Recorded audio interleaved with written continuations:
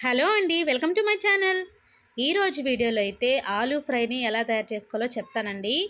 దీనికైతే ఆలూని బాగా బాయిల్ చేసుకొని పైన తోలు అనేది తీసేసుకొని చిన్న చిన్న ముక్కలుగా కట్ చేసేసుకోవాలి. ఇక ఒక ప్యాన్ పెట్టుకొని అందులో ఆయిలు, కొద్దిగా ఆవాలు, ఆనియన్స్, కరివేపాకు ఇవన్నీ వేసుకొని బాగా వేగిన తర్వాత ఈ ఆలూని ఎత్తి ఆయిల్లోనే ఒక కొద్దిసేపు అయితే ఫ్రై చేసుకోవాలండి.